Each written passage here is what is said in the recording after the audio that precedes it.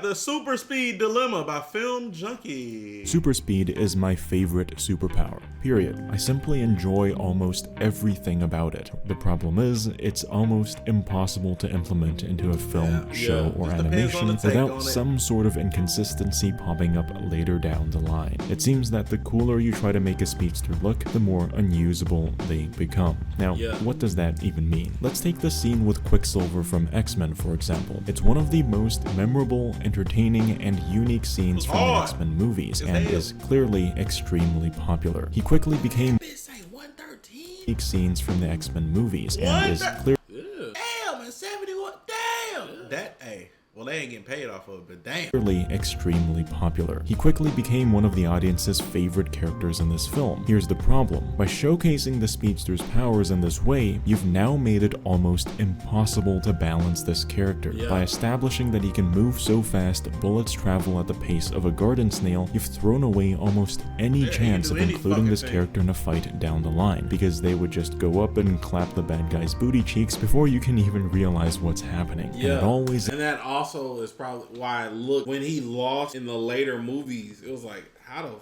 does that even make sense? Because he was moving so fast they couldn't even see him. So ends up with the audience feeling dissatisfied, because the consequence of getting to see their favorite character in action is seeing their favorite character tossed aside. That's kind of why they don't give Flash his ultimate. That's the Super Speed Dilemma, and today let's go over some possible solutions on how to fix this problem. I'm not gonna lie, we can all agree, Eternals, dog. Absolutely, like the Super Speed absolutely putrid dog. But the Super Speed was cool. The way they implemented Super Speed was really cool. The rest of the movie was dog shit. You watched the movie for that one scene? Bro, the movie was awesome. Not the movie, but the way they showed Super Speed was. You like the Eternals? Somebody's out there is bound to like it. Yeah, all right, bro. Y'all eat ass that's just gotten shitted out of. How do we create a scenario where we can have our favorite speedster not hold back in a fight and also keep them consistent? How do we make a seemingly unbeatable character struggle? Well, first, we have to identify the types of speedsters we typically see in films and shows. I found speedsters tend to fall into one of these three general categories. So let's begin with my personal favorite out of the three, the perpetual speedster. This is someone like Red Rush, who all day, every day experiences things in super speed. Every second of every moment is slow motion for him. You can't see things how I do. My perception is just as fast as I am. The briefest conversation with anyone seems like hours to me. It's agony. Next, we have the situational speedster. These are speedsters who we see are capable of living at normal speed. This also seems to be the most common type of speedster. I ain't gonna lie, I'm listening to you, but I'm also jamming. This music, he got a vibe to him. It's hard. Representations of the Flash, Quicksilver, and speedsters from other shows likely fall into this category. These are speedsters who... let's be honest, the train sound effect from A-Train was kind of hard. I'm like, that's a cool way to do super. Only seem to go into super speed mode either when they're in a dangerous situation or when they choose to activate super speed. And finally, we have the simply fast. These speedsters are, well, just fast. They don't seem to have super react, where the world around them appears to be in slow motion because of how their reaction time keeps up with the speed at which they're moving. And here's the important part. Even if they do have some sort of super react, it's never explicitly shown. These speedsters are the easiest ones to keep consistent, because although they have the ability to move incredibly fast, it doesn't seem like their perception of time keeps up with that level of speed. And again, even if it does, it's something we're not explicitly shown. And I'll talk about why that's so important. Because it keeps you immersed. It keeps you immersed in what... Oh, yeah, I like that. I agree. Because when you look back, specifically at Quicksilver, when he started losing in certain shit, you're like, this ruined... Not that it ruined... Based on the past. It ruins your immersion, and it's like, he should be faster than that. How y'all showed him previously, this shouldn't affect. But they want to get the scene off, bro.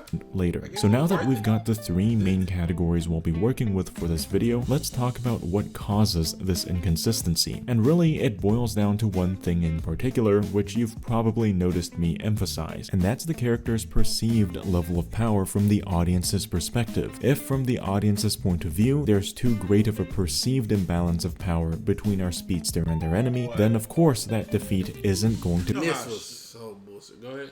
But I'm just saying, do you know how OP he has to be to perceive what this thing is doing? Because in reality, even just the in punches, an instant, he's somewhere else. yeah, the punches are, he's not even, if it was a regular person, you wouldn't dead. even perceive that you went here, you just went there. Like, that's like that. But this thing is like, I'm fast. I guess I can perceive the defeat too. No, he evolved. He accepted. Regardless of how powerful these characters actually are in the lore or in the comics, That also didn't make sense, but whatever. or in the movie itself, it's that perceived level of power that truly matters when it comes to creating that entertaining experience. To further establish my point regarding this perceived imbalance of power, let's take a look at two different examples from the X-Men movies. One is Quicksilver fighting Apocalypse, and the other is Quicksilver fighting Jean Grey. We have to keep in mind that not everyone who watches these movies has read the comics, as like me, we've only encountered these characters through these films. And so again, it's very important to fully establish what these characters are capable of if you don't want a character's defeat to feel like it's out of place. And after some reflection, it seems like the reason why I and so many... Apocalypse and Thanos, like the quality of the Oh, character. it's ginormous. It's too big, and it shouldn't be that way. And the bro. craziest part, Apocalypse is their big bad. He's their like End all be all. Yeah, bro. Yeah, bro. And he like If you could do Thanos like this, and he looks great, y'all could have did. Like, Apocalypse looks shit compared to. So have you bro. seen Comic Apocalypse? Uh-uh. We're gonna take a side tangent. The new X-Men better be gas. Oh man, what up, Soul Killer? Oh, come on! He was that nigga in the comics, bro. That's who we got, He was that nigga, bro. bro. He Yeah, was- I have seen him, Bro. I have seen. Oh my god. Isn't his name like Abansur or some shit like that, Chad? And we got that atrocity down there. Bro, look at this nigga, bro. Bro, come on. Nigga, that's bro. terrifying. Man, yeah, that This just makes is the movie worse. But then Guess who's back again with gamer subs? What's up, Chad? You might be asking how did Conor McGregor get here? You're asking too many questions. The boys over at InternetCity have teamed up with gamer subs. If you go to gamersubs.gg/InternetCity right now, you can get 10% off. I'm talking flavors like raw meat, guacamole, gamer fart. And these two right here, we got the nuclear section and chug juice. You either go, or I'm gonna go with you. Guess who's back again? Others felt like the writers pulled this fast reaction superpower out of their ass just to defeat Quicksilver in this scene was because up until this point, we never saw him use this ability. Every other power he uses in this final fight has been shown before, all except this one. That's why it feels so out of place, and that's why it feels like Quicksilver was killed off just for the sake of getting rid of our overpowered speedster. What X-Men Apocalypse should have done is show him using this adaptive reaction time at least once. It could have been as easy as him quickly reacting to a surprise attack, or for example, dodging a bullet instead of simply disintegrating the gun. Simply because his power he evolved. by letting us know that he has this superpower, Quicksilver's defeat suddenly feels much more reasonable. And the same thing applies for Jean Grey. We've never seen her react to things this fast before, so once again, it's an imbalance in perceived power. Even though her character at this point is incredibly powerful and probably does have the ability to do this, the fact that we've never caught a glimpse of this before made this defeat so unacceptable. In other words, if you're gonna have a powerful character get defeated by an enemy, make sure they're being defeated by something the audience already understands or has acknowledged. Otherwise, it's gonna feel like you pulled something out of your ass just to get that character I mean, out it of don't the way. necessarily have to be that way, because that's how plot twists work. Kinda. It's like, oh, how is the curiosity and how he's gonna defeat Quicksilver still works, I guess. It's just is how they implemented it. Yeah. Yeah. I guess it's just execution. Yeah. Super speed really is a power that requires tremendous amounts of creativity to do properly, and I personally believe there's still so much to explore. Going back to perpetual speedsters specifically, I'd like to talk about the serious untapped potential this type of speedster has in terms of storytelling. In my opinion, one of the best ways to go about using a speedster like this is to make a show like One Punch Man, a show that embraces the fact that the main character is nearly unbeatable, and making it work by having their true battle be internal instead of external. We even saw glimpses of the show kind of going in this direction when Red Rush first explained his power. This kind of speedster would fit so well into a show with a darker tone that revolves around an internal conflict. Can I do the best that I can do? Right now, honey, the world just wants us to fit in, and to fit in, we just gotta be like everybody else. Okay, I see what he's getting at. I see what he's getting at. Ashamed of. Our powers made us special. Everyone's special. But at the same time, Everything just can't be the same. You know what I'm saying?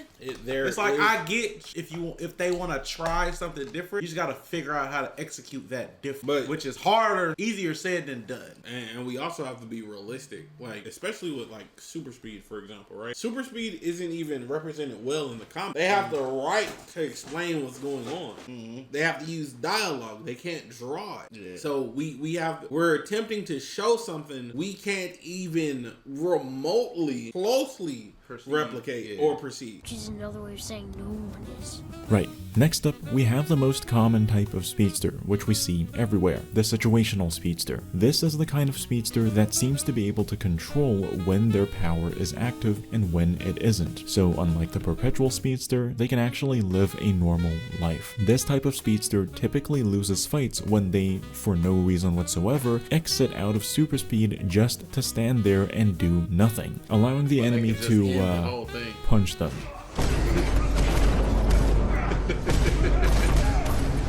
Yeah, there's not much else to say about this. Like at any point in that, you could have moved. Don't get me started. At any point in there, you could have moved. Just got out the way. You're fast enough. You're the Flash, buddy. You didn't have to get your ass. I can see if that was Dash getting Mika Makamuka. You could just. And I'm not about to go on a rant. If the superpower is one they'd have to intentionally turn on every single time, then they'd still be susceptible to surprise attacks. However, if their super speed has been shown to activate automatically whenever they're in danger, in this situation, the most you can do is have the enemy be clever. Whatever the case, it's worth it to experiment with more creative ideas so that both our protagonists and antagonists don't end up looking like a bunch of idiots who just stand there and do nothing. Whoever you are, give yourself up.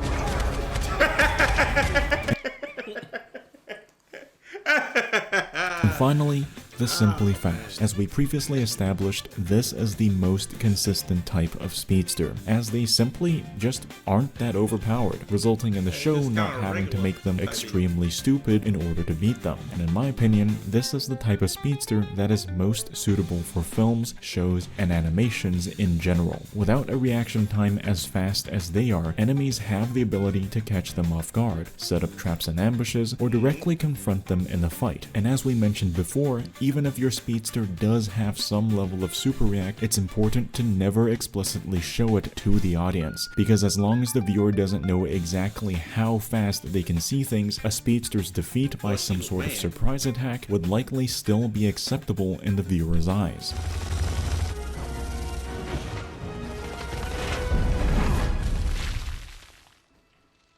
You didn't see that coming. And even without super react, there's still so much opportunity to show off their Literally didn't have to do that either. He did not have to take the bullets for real. Well, you can't have Pietro without Magneto. You can have Wanda without Magneto. You can't have Pietro without Magneto. Unfortunately, I think they did it as a cop out. speed in cool ways. Take for example Makari in Eternals, using shockwaves as an attack instead of punches. Okay, that's hard. Damn, I want to watch it just Or for these that. beautiful shots where we see her speeding across the landscape at regular speed. Like seriously, let's get more creative with this superpower. And if it really ends up being that complicated, directly reducing the top speed and the fastest reaction time a speedster can have would also seriously help. Dash is a fantastic example of this. He's just not that fast, and so you not once ever feel like this character is inconsistent. Not every single character that has super speed needs to be this incredibly overpowered, get everything done instantly sort of speedster. For him to make friends. He's got the whole ocean But of it's so friends. cool. Not gonna lie. Right. I'll do my best to make friends with the guy. Joseph! Or for example, if you really don't want to reduce the maximum speed a speedster can have, you can instead simply have something like this. This is an idea I've had for years, Okay, and I'm talk to honestly us. surprised we haven't seen this get popularized yet. A speedster whose reaction time and speed slowly ramp up over time. Instead of immediately going from standing still to moving at 1,000 miles per hour, they have to, like a car, press the gas pedal and accelerate up to that top speed. This gives so get much there. opportunity for the enemies to have counterattacks to their super speed, and it also allows the speedster to maintain that upper limit of power. But yeah, I really would like to see more attention on super speed as a whole. It's not just an ability that's too overpowered for complexity, nor is it one which is only good for a cool slow motion sequence which leads to a character getting sidelined. By exploring some relatively unconventional ideas, we might finally start to get a glimpse of the incredible potential this superpower has to offer in terms of creating an interesting story. Yeah, that was a good video. I like that idea too. Give him a chance to. That builds more conflict where it's like the enemy can discover. Oh, don't let him get to top speed. Once he gets to top, it's like Juggernaut. Don't let him build momentum. Once he gets momentum, you can't stop him. Yeah, I like that. W video, brother.